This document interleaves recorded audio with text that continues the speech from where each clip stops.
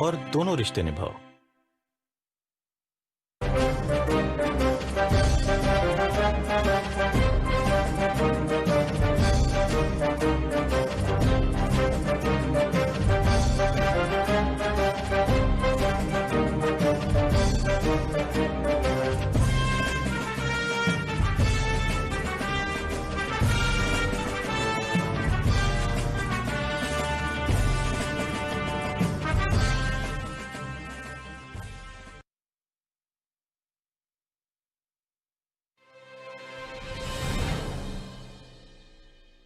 उदास क्यों लग रही हो?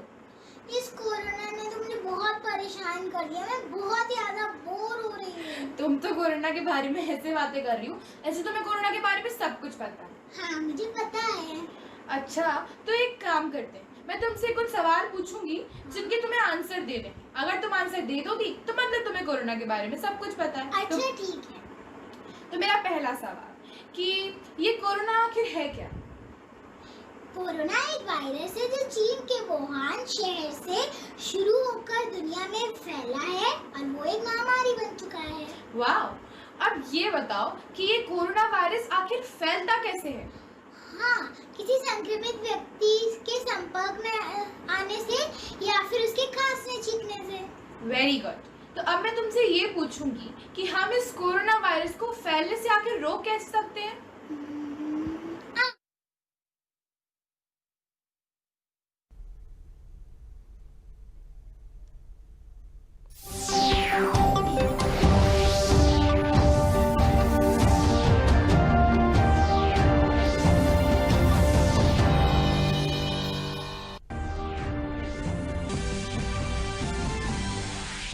कोरोना संक्रमण की स्थिति की समीक्षा के लिए प्रधानमंत्री नरेंद्र मोदी ने उत्तर प्रदेश सहित 10 राज्यों के मुख्यमंत्रियों से वीडियो कॉन्फ्रेंसिंग के जरिए की बैठक। कहा, संकट में लोगों का बढ़ा आत्मविश्वास। मुख्यमंत्री योगी आदित्यनाथ ने गोरखपुर में बाढ़ राहत का लिया जायजा। बाढ़ पीड़ितों को वितरित की राहत सामग्री। कहा, कोविड-19 से डरने की जरूरत नहीं, हमें 2 गज की दूरी, मास्क जरूरी का अपनाना होगा सिद्धांत। लंबे इंतजार के बाद रूस ने दुनिया की पहली कोरोना वायरस वैक्सीन को दी मंजूरी। खुद रूस के राष्ट्रपति व्लादिमीर पुतिन ने इसका किया ऐलान। कहा, दुनिया में पहली बार नए कोरोना वायरस के खिलाफ वैक्सीन रजिस्टर हुई।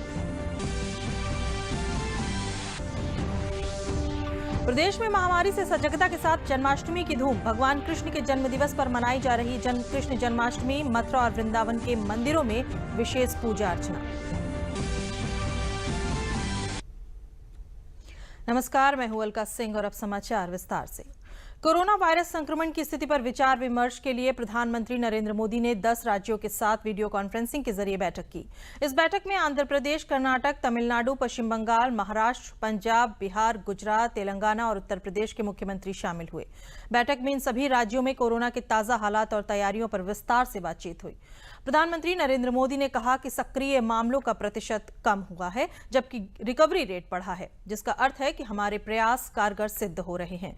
पीएम मोदी ने कहा कि सबसे अहम बात है कि इससे लोगों के बीच भी एक भरोसा बढ़ा है, आत्मविश्वास बढ़ा है और डर भी कुछ कम हुआ है। पीएम ने कहा कि ये विशेषज्ञों का मानना है कि अगर इन 10 राज्यों में संक्रमण पर नियंत्रण पा लिया गया तो देश कोरोना के खिलाफ जंग जीत जाएगा। 80% एक्टिव केसेस हम जो आज मिले हैं इन 10 राज्यों में है और इसलिए कोरोना के खिलाफ लड़ाई में इन सभी राज्यों की भूमिका बहुत बड़ी हो जाती है। आज देश में एक्टिव केसेस 6 लाख से ज्यादा हो चुके हैं, जिनमें से ज्यादातर मामले हमारे इन 10 राज्यों में ही है। इसलिए ये आवश्यकता लगी कि इन 10 राज्यों के एक साथ बैठ करके हम समीक्षा करें, चर्चा करें और उनकी जो बेस्ट प्रैक्टिसेस है, उन्होंने किस किस प्रकार के नए इनिशिएटिव लिए हैं, वे सबके ध्यान में आए, क्योंकि हर कोई अपने अपने तरीके से प्रयास कर ही रहा है। और आज की इस चर्चा से हमें एक दूसरे के अनुभवों से काफी कुछ सीखने को, समझने को मिला है। कहीं न कहीं ये एक भाव आज निकल कर आया है कि अगर हम मिलकर अपने इन 10 राज्यों में कोरोना को हरा देते हैं तो देश भी जीत जाएगा। पीएम मोदी ने कहा कि अब तक का हमारा अनुभव है कि कोरोना के खिलाफ कंटेनमेंट, कॉन्ट्रैक्ट ट्रेसिंग और सर्विलांस ये सबसे प्रभावी हथियार हैं और जनता भी इस बात को समझ रही है और लोग सहयोग कर रहे हैं। पीएम ने कहा कि ये जागरूकता हमारी कोशिशों के अच्छे परिणाम की तरह है। टेस्टिंग रेट कम है और जहां पॉजिटिव रेट ज्यादा है वहां टेस्टिंग बढ़ाने की जरूरत सामने आई है। खासतौर पर बिहार, गुजरात, यूपी, पश्चिम बंगाल और तेलंगाना, यहां टेस्टिंग बढ़ाने पर खास बल देने की बात हम लोगों की बातचीत में से उभर करके आ रही है। साथियों, अब तक का हमारा अनुभव है कि कोरोना के खिलाफ कंटेनमेंट, कॉन्टैक्ट ट्रेसिंग और सर्वेलेंस ये सबसे प्रभावी हथियार है। अब जनता भी इस बात को समझ रही है, लोग पूरी तरह सहयोग भी कर रहे हैं। पीएम मोदी ने कहा कि विशेषज्ञों का मानना है कि अगर शुरुआत के 72 घंटों में ही मामले की पहचान कर ली जाए तो संक्रमण काफी हद तक धीमा हो जाता है। एक्सपर्ट्स अब ये कह रहे हैं कि अगर हम शुरुआत के 72 घंटे में ही केसेस की पहचान कर ले तो ये संक्रमण काफी हद तक धीमा हो जाता है।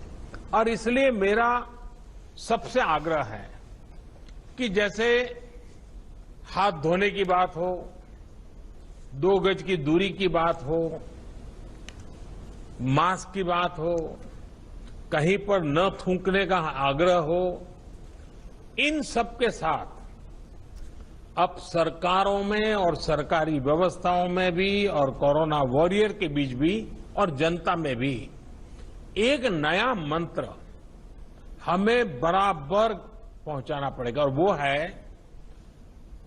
72 घंटे में जिसको भी हुआ है उसके आसपास के सबको उसका टेस्टिंग हो जाना चाहिए, उनका ट्रेसिंग होना चाहिए, उनके लिए जो आवश्यक है वो व्यवस्था होनी चाहिए। अगर ये 72 घंटे वाली फॉर्मूला पर हम बल देते हैं तो आप मानिए कि बाकी जो जो चीजें हैं उसके साथ अब इसको जोड़ देना है कि 72 घंटे के भीतर भीतर इन सारे कामों को कर लेना है।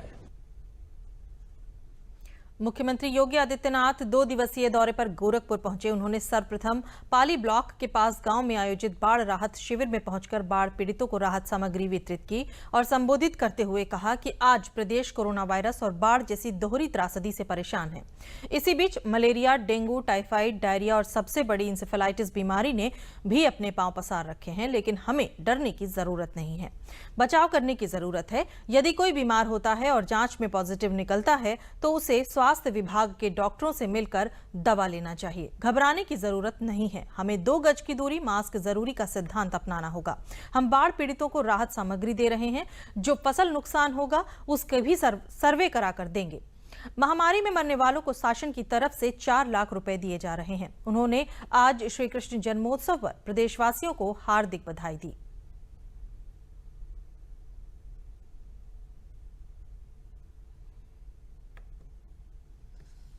पाली विकास खंड या सैजनवा विधानसभा क्षेत्र या गोरखपुर का कोई भी क्षेत्र मुझसे अछूता नहीं है।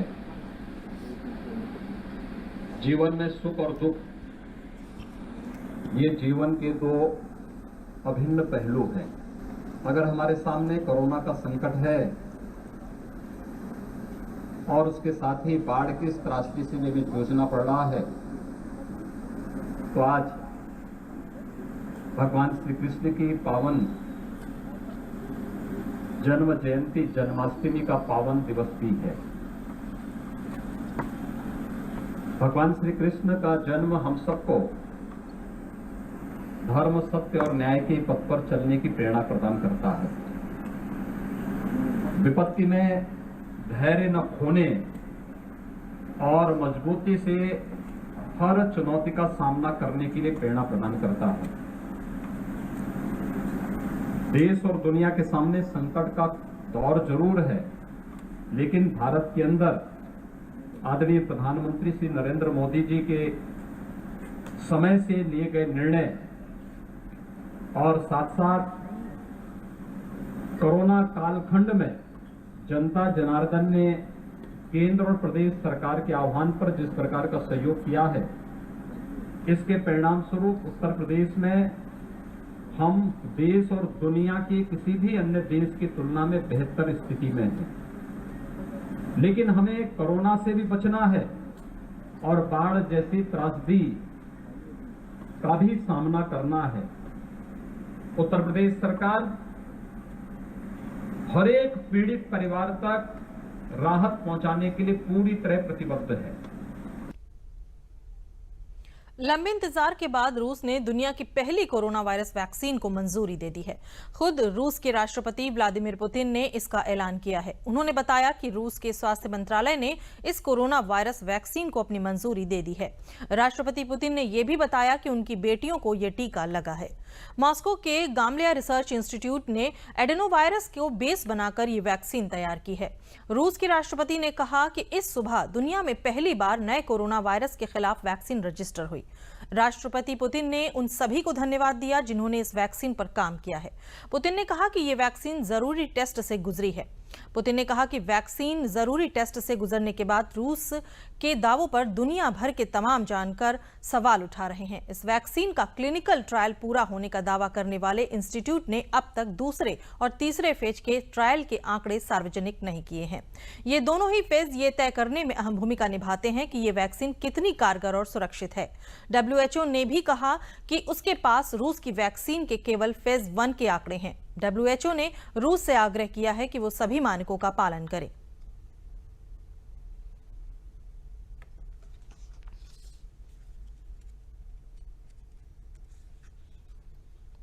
आरोग्य सेतु ऐप उपयोग करने वालों की संख्या 15 करोड़ के पार पहुंच गई है। सरकार का ये ऐप लोगों को कोरोना वायरस संक्रमण के खतरे और जोखिम का आकलन करने में मदद करता है।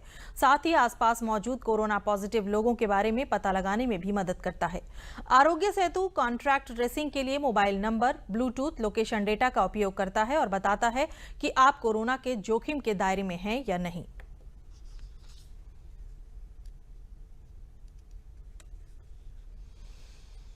कोरोना वायरस से संक्रमित हो चुके प्रदेश के स्वास्थ्य मंत्री जय प्रताप सिंह स्वस्थ होकर अपने काम पर लौट आए हैं। लखनऊ में बने कोविड केयर सेंटर का निरीक्षण किया और इस महामारी के बारे में अधिकारियों से जानकारी ली।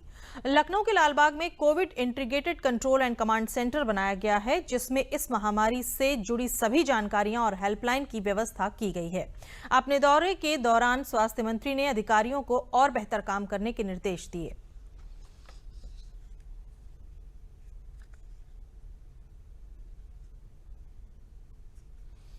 अपर मुख्य सचिव गृह व सूचना अवनीश अवस्थी ने कोरोना संक्रमण के संबंध में प्रेस कॉन्फ्रेंस कर बताया कि मुख्यमंत्री योगी आदित्यनाथ ने कोविड-19 के संक्रमण की चेन को तोड़ने के लिए निरंतर सावधानी बरतने पर बल दिया है। उन्होंने कहा कि कोविड-19 के दृष्टिगत प्रदेश में स्थापित कोविड चिकित्सालयों के माध्यम से संक्रमित लोगों के उपचार की बेहतर व्यवस्था सुनिश्चित की जा रही है। उन्होंने कोविड चिकित्सालयों की व्यवस्था को सुदृढ़ बनाए रखने के निर्देश दिए हैं। उन्होंने कहा कि कोरोना एक वैश्विक महामारी है, जिसकी वर्तमान में कोई कारगर दवा अथवा वैक्सीन उपलब्ध नहीं है। इस महामारी से बचाव ही इससे सुरक्षा है। इसके दृष्टिगत हमें कारगर रणनीति बनाकर उसे प्रभावी ढंग से लागू करना होगा। आम जन को कोरोना से बचाव के लिए जागरूक कार्यक्रम को निरंतर जारी रखना होगा। इस पूरी वैश्विक बीमारी के लिए दवा और वैक्सीन अभी नहीं है, लेकिन इसकी बचाव ही इससे सुरक्षा है। तो इसके दृष्टिगत एक कारगर रणनीति के तहत प्रभावी रूप से लागू करने के लिए जागरूकता पर बल प्रतिदिन दिया जा रहा है। आपको मालूम है कि टीवी, अखबारों के माध्यम से, रेडियो के माध्यम से निरंतर जागरूकता की जा रही है, लेकिन ग्रामीण क्षेत्र में सभी जगहों पर यह जरूर आवश्यक है कि वर्ड ऑफ माउथ से भी लोग आपस में भी जब भी जहाँ भी मिले चर्चा करें तो 2 गज की दूरी, मास्क है जरूरी, उस पर बल दें। जो भी अपने लोग हैं कहीं सोशल मीडिया पे जुड़े हैं, उस पर भी प्रभावी जो है लोग अपना साथ देकर इस चीज़ को आगे बढ़ाएं। अपर मुख्य सचिव स्वास्थ्य अमित मोहन प्रसाद ने प्रेस वार्ता में बताया कि प्रदेश में पिछले 24 घंटों में कोरोना वायरस संक्रमण के 5,130 नए मामले सामने आए हैं। उन्होंने बताया कि प्रदेश में कोरोना वायरस संक्रमण के 48,998 एक्टिव केस हैं। कोरोना संक्रमण से प्रदेश में अब तक 80,589 मरीज इलाज के पूरी तरह से स्वस्थ हो चुके हैं। अब तक प्रदेश में कोरोना संक्रमण से 2,176 लोगों की मृत्यु हो चुकी है। विगत 24 घंटों में संक्रमण के 5,130 नए प्रकरण सामने आए हैं। इस समय एक्टिव इन्फेक्शन के केसेस की कुल संख्या 48,998 है और जो लोग संक्रमण के पश्चात पूर्णतः उपचारित होकर घर वापस जा चुके स्वस्थ होकर के, उनकी संख्या अब 80,589 हो गई है। संक्रमित व्यक्तियों में से कुल 2,176 व्यक्तियों की अभी तक मृत्यु हुई है। प्रदेश में होने वाले त्योहारों को लेकर पुलिस विभाग के द्वारा विशेष सतर्कता बरतने के निर्देश दिए गए हैं। आज लखनऊ में प्रदेश के अपर पुलिस महानिदेशक प्रशांत कुमार ने बताया कि जन्माष्टमी, मोहर्रम और गणेश उत्सव को लेकर समस्त जनपदों में सुरक्षा के विशेष इंतजाम किए गए हैं। इस दौरान किसी भी अप्रिय घटना को रोकने के लिए सुरक्षा बलों को लगाया गया है। उन्होंने बताया कि कोविड-19 की गाइडलाइन के अनुसार ही सारे आयोजन होंगे। उन्होंने लोगों से अपील की है कि लोग त्योहार अपने घरों में ही मनाएं। आने वाले कुछ दिनों में विभिन्न त्योहार जैसे जन्माष्टमी, गणेश चतुर्थी, मुहर्रम आयोजित होने वाले हैं।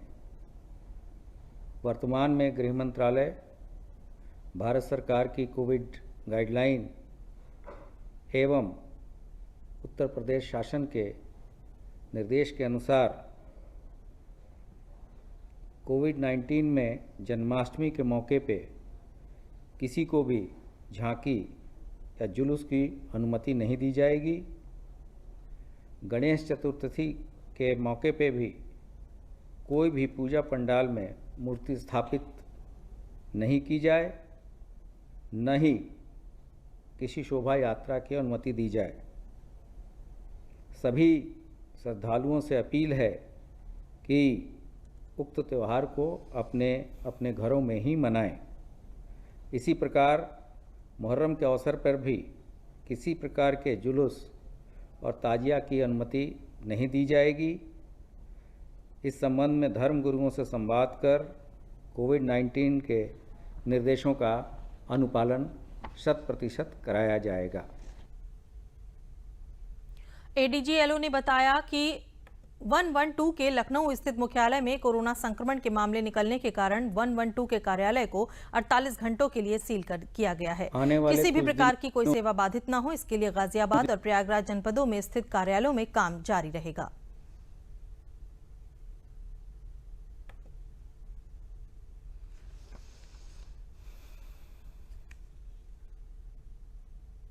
पुलिस की जो 112 की जो मुख्यालय है उसमें कुछ लोग कोरोना से संक्रमित पाए गए हैं, जिसके फलस्वरूप अगले 48 घंटे के लिए मुख्यालय को निर्धारित प्रोटोकॉल के हिसाब से सील किया गया है। लेकिन जो हमारी सेवाएं हैं वो अबाधित चलती रहेंगी कि जो हमारे दूसरे जगहों से जो हम कार्रवाई करते हैं, हमारा मिरर इमेज सेंटर दूसरी जगह है, उससे कार्रवाई चलती रहेगी और सेवाएं बाधित नहीं होंगी। भाजपा ने 24 अगस्त को होने वाले राज्यसभा उपचुनाव के लिए जयप्रकाश निषाद को उम्मीदवार घोषित किया है। समाजवादी पार्टी के नेता बेनी प्रसाद वर्मा के निधन के बाद यूपी में राज्यसभा की एक सीट खाली हुई है, जिसके लिए भाजपा ने उम्मीदवार घोषित किया है। राज्यसभा की चुनाव प्रक्रिया के अनुसार उपचुनाव वाली सीटों पर भाजपा के उम्मीदवार की जीत तय है। ये उपचुनाव आगामी 24 अगस्त को होना है। निषाद बहुजन समाज पार्टी के विधायक रह चुके हैं। उन्होंने कुछ साल पहले ही भाजपा का दामन थामा था। उत्तर प्रदेश के मुख्यमंत्री योगी आदित्यनाथ का गृह क्षेत्र भी गोरखपुर ही है। जयप्रकाश निषाद भारत के उत्तर प्रदेश की 16वीं विधानसभा में विधायक रहे हैं। 2012 उत्तर प्रदेश विधानसभा चुनाव में इन्होंने प्रदेश की चौरी चौरा विधानसभा निर्वाचन क्षेत्र से चुनाव जीता था। 2008 से 2009 तक बहुजन समाज पार्टी की सरकार में राज्य मंत्री रह चुके हैं। जयप्रकाश निषाद इस समय भारतीय जनता पार्टी के गोरखपुर क्षेत्र के क्षेत्रीय उपाध्यक्ष हैं। उन्हें हाल ही में पूर्वांचल विकास बोर्ड का सदस्य नियुक्त किया गया है। मशहूर शायर राहत इंदौरी का दिल का दौरा पड़ने से आज निधन हो गया। वे कोरोना वायरस से भी संक्रमित थे, जिसके उपचार के लिए उन्हें मध्य प्रदेश के इंदौर में 10 अगस्त की देर रात अरविंदो अस्पताल में भर्ती कराया गया था। राहत इंदौरी के बेटे सतलज ने इस बात की जानकारी दी थी। बाद में खुद भी राहत इंदौरी ने इस बारे में ट्वीट किया था। मेरे हुजरे में नहीं और कहीं पर रख दो, मेरे हुजरे में नहीं और कहीं पर रख दो। आसमां लाए हो, ले आओ जमीन पर रख दो। अब कहां ढूंढने जाओगे हमारे कातिल? आप तो कत्ल का इल्जाम हम ही पर रख दो।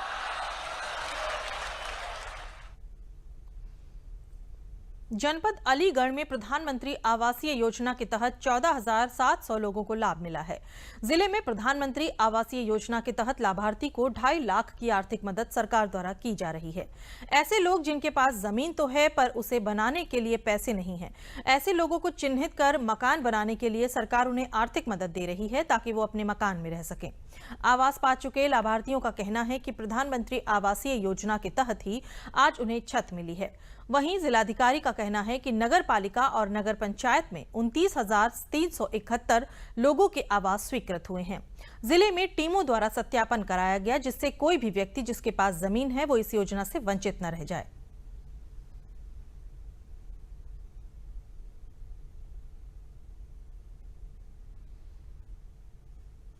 नगर निगम और नगर पालिका नगर पंचायतों को लेकर के लगभग 29,371 लोगों के आवास स्वीकृत हुए हैं। यहाँ पे आपकी जानकारी के लिए बता दूं कि हम लोगों ने कई बार सर्वे करा करके नगर पालिका के माध्यम से, नगर पंचायतों के माध्यम से, ईओस के माध्यम से, तहसील और रेवेन्यू स्टाफ लगा करके सत्यापन कराया ताकि कोई भी व्यक्ति जिसके पास ज़मीन है वो इस योजना से वंचित ना रह जाए।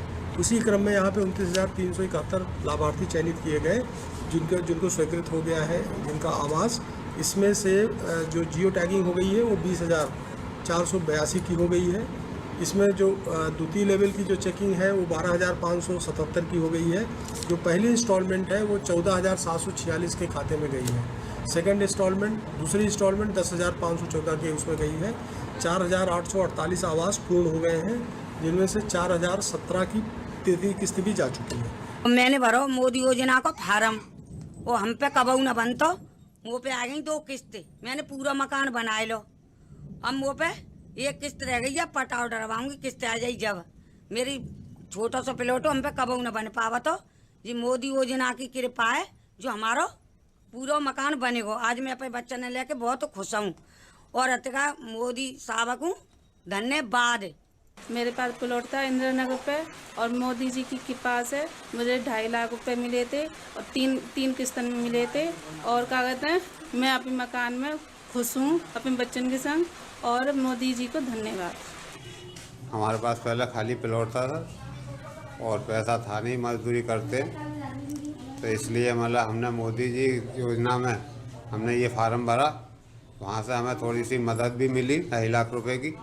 कुछ हमने मजदूरी मेहनत करके अपना मतलब जो है ये घर मकान बना करके हम अपने मकान के अंदर इस समय बच्चों सहित रह रहे हैं और मोदी जी को धन्यवाद। बुंदेलखंड के अति पिछड़े जनपद ललितपुर में महामारी के चलते काफी संख्या में प्रवासी मजदूरों का जनपद में आगमन हुआ। इन बेरोजगार हो गए प्रवासी कुशल श्रमिकों के लिए शासन की मंशा के तहत जिला रोजगार केंद्र ललितपुर द्वारा लगातार ऑनलाइन रोजगार मेलों का आयोजन किया जा रहा है। आज आयोजित ऑनलाइन कुशल प्रवासी रोजगार मेले में 900 से अधिक पंजीकृत कुशल श्रमिकों के चयन लिए कई प्रदेशों की नामी गिरामी 7 कंपनियों द्वारा 550 रिक्त पदों के लिए चयन की प्रक्रिया संचालित की जा रही है। ऑनलाइन आवेदन करने वाले पंजीकृत बेरोजगारों ने सरकार और रोजगार केंद्र के इन मेलों के प्रयास को एक सराहनीय कदम बताया। वहीं जिला रोजगार केंद्र ललितपुर की सहायक जिला सेवा योजना अधिकारी आकांक्षा यादव ने बताया कि हमारे केंद्र द्वारा लगातार हर महीने ऑनलाइन प्रवासी श्रमिकों के लिए रोजगार मेलों का आयोजन किया जा रहा है। वहीं कमजोर तबके के बेरोजगारों के लिए शिक्षण एवं मार्गदर्शन केंद्र पर विभिन्न ट्रेडों में प्रशिक्षण देकर रोजगार के लिए दक्ष बनाने का कार्यक्रम भी संचालित किया जा रहा है।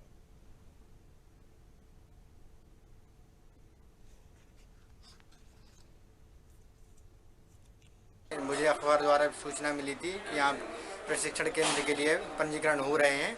तो मेरी क्वालिफिकेशन 12th पास है और मैंने ग्रेजुएशन भी अपेयरिंग में चल रही है। इसी से मैंने यहाँ पे जानकारी प्राप्त की, तो यहाँ से मैंने पंजीकरण किया और यहाँ पर मैंने अपना पंजीकरण करके यहाँ पे एडमिशन ले लिया है और यहाँ पे अच्छा प्रशिक्षण दिया जा रहा है हमें। मैं पहले दिल्ली में जॉब करती थी।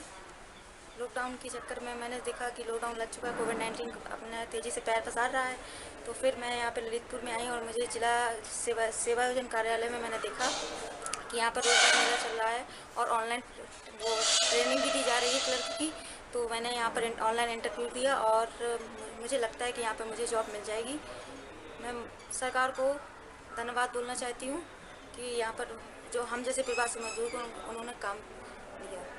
PSC की तैयारी हो रही है सर, मैं बेरोजगार हूँ, इसलिए मुझे ऑनलाइन मालूम हुआ कि ललितपुर में रोजगार मेला लगा हुआ है, इसलिए मैं यहाँ आया हूँ कि कोई रोजगार मुझे मिल जाए। और सर ये रोजगार सरकार अच्छे के लिए कर रही है और ठीक है सर, ये मुझे अच्छा लगा, इसीलिए मैं आया हूँ यहाँ। आज जिला सेवा योजन कार्यालय ललितपुर द्वारा ऑनलाइन रोजगार मेले का आयोजन किया जा रहा है, जैसे कि हम पिछले महीने भी कर चुके हैं।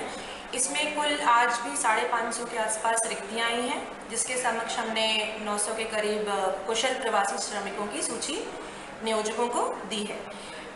इसमें डिफरेंट सेक्टर से कंपनियाँ आई हैं और डिफरेंट स्टेट से आए हैं, अलग अलग राज्यों से, जैसे कि सोलर सेक्टर में है, हेल्थ सेक्टर की कंपनी आई हुई हैं। लगभग 7-8 कंपनियाँ आज हमारे रोजगार मेले में प्रतिभाग कर रही हैं। साथ ही इसके रोजगार मेले के अलावा जो हमारा प्रशिक्षण और मार्गदर्शन केंद्र है वो भी अब हमारे कार्यालय में चालू हो चुका है, जहाँ पे शिक्षित बेरोजगार युवक और युवतियों को और कमज़ोर वर्ग के SC, ST, OBC छात्रों और युवकों और युवतियों को हम लोग ट्रेनिंग देते हैं। स्वयं सहायता समूह की महिलाएं इस समय ग्रामीण क्षेत्रों में घर घर जाकर वैश्विक महामारी कोविड-19 के संक्रमण से बचाव के प्रति लोगों को जागरूक कर रही हैं। इस दौरान समूह की महिलाएं लोगों के घरों पर पहुंचकर उन्हें मुंह में मास्क और संक्रमण से बचाव के लिए साथ ही साथ किस तरह की साफ सफाई रखनी है, इसके बारे में विस्तृत जानकारी देती हैं। इसके अलावा समूह के द्वारा वॉल पेंटिंग के माध्यम से भी लोगों को कोरोना वायरस से बचाव के लिए जागरूक किया जा रहा है, जिससे कि इस घातक वायरस की चपेट में आने से लोगों को बचाया जा सके।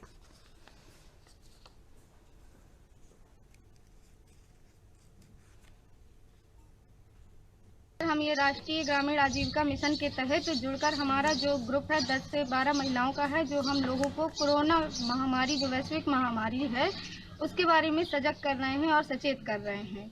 जो दीवार पेंटिंग के माध्यम से लोगों को समझा रहे हैं, लोगों के घर में जाके उनको हैंड वॉश के बारे में भी बता रहे हैं। हाथ को दिन में 10 बार धुलना है, जो कि 20 सेकंड तक धुलना है। उनके स्टेप भी बता रहे हैं कि इस तरह से हाथ धुलना है। और दीवार पेंटिंग के माध्यम से इसलिए समझा रहे हैं सर कि कुछ लोग जो पढ़े लिखे हैं तो वो अपनी बातों के माध्यम से चर्चा का विषय जैसे हो जाता है, गाँव में लोग देखते हैं कि ये क्या लिखा है, तो जो पढ़ेंगे तो 4 लोगों में बातें फैलती हैं, तो सर वो उसको देख के काफ़ी कुछ समझ रहे हैं। ये कोरोना वायरस के बारे में ये गांव महिलाओं के साथ में गांव में पेंटिंग वायरस से दीवारों में लिखवाते हैं। तो उसमें महिलाओं को बताते हैं गांव में कि बार बार हाथ धुलना, हाथ कैसे धुलना है वो भी बताते हैं गांव में। अब मास्क पहन के निकलना बाहर, 2 मीटर के दूर रहे।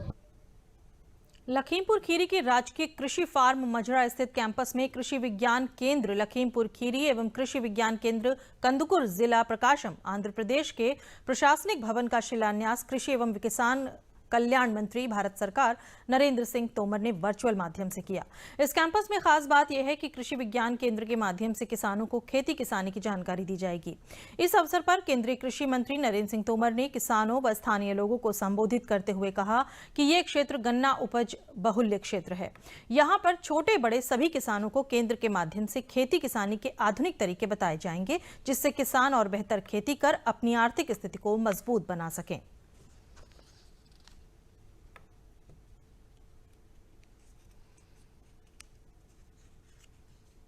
हम लगातार ये प्रयास करेंगे कि खेती में आधारभूत परिवर्तन हो।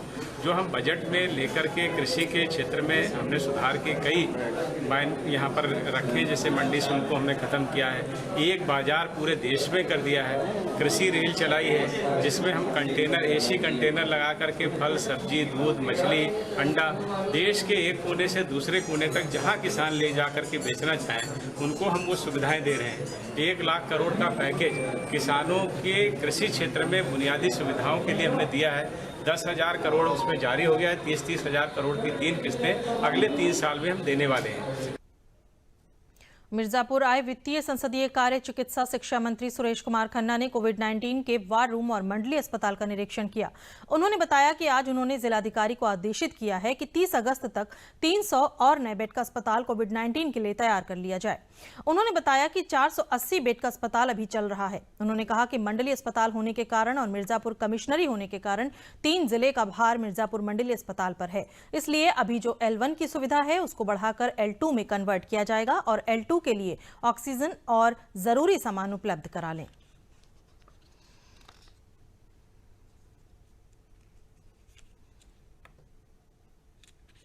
हमने सर्विलांस टीम के बारे में, यहाँ की जो व्यवस्था है उसके बारे में सवाल यहाँ पर पूछे। यहाँ पर लगभग 480 बेड की अभी मुझे बात बताई गई।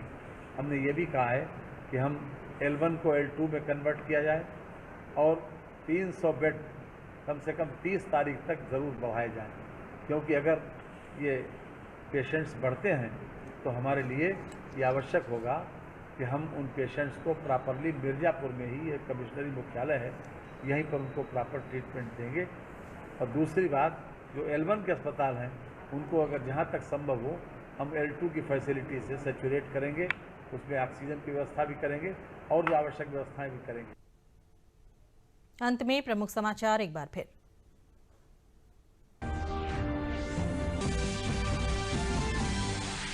कोरोना संक्रमण की स्थिति की समीक्षा के लिए प्रधानमंत्री नरेंद्र मोदी ने उत्तर प्रदेश सहित 10 राज्यों के मुख्यमंत्रियों से वीडियो कॉन्फ्रेंसिंग के जरिए की बैठक। कहा, संकट में लोगों का बढ़ा आत्मविश्वास। मुख्यमंत्री योगी आदित्यनाथ ने गोरखपुर में बाढ़ राहत का लिया जायजा। बाढ़ पीड़ितों को वितरित की राहत सामग्री। कहा, कोविड-19 से डरने की जरूरत नहीं, हमें 2 गज की दूरी, मास्क जरूरी का अपनाना होगा सिद्धांत।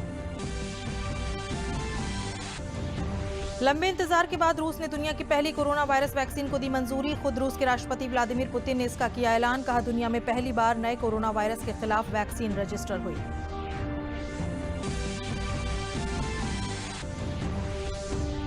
प्रदेश में महामारी से सजगता के साथ जन्माष्टमी की धूम। भगवान कृष्ण के जन्म दिवस पर मनाई जा रही है कृष्ण जन्माष्टमी। मथुरा और वृंदावन के मंदिरों में विशेष पूजा अर्चना।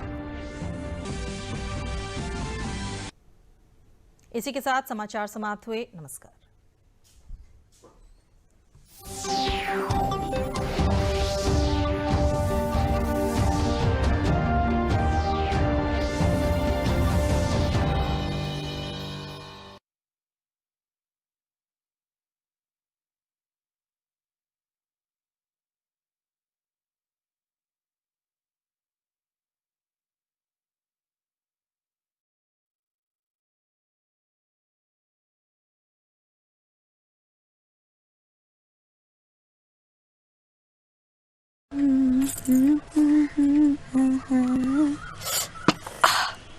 सुनो।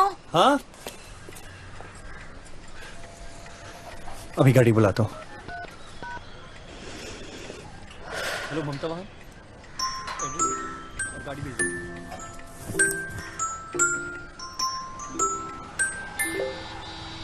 क्या कर रही हो तुम? अब तक तैयार नहीं हुई? तैयार तो हूँ मैं माँ बनने के लिए, और फिर से तुम्हारी दुल्हन बनने के लिए भी।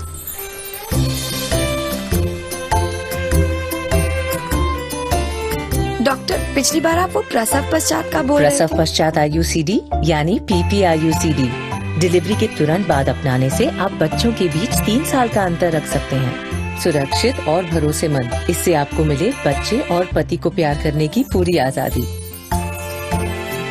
प्रसव पश्चात IUCD अपनाओ और दोनों रिश्ते निभाओ।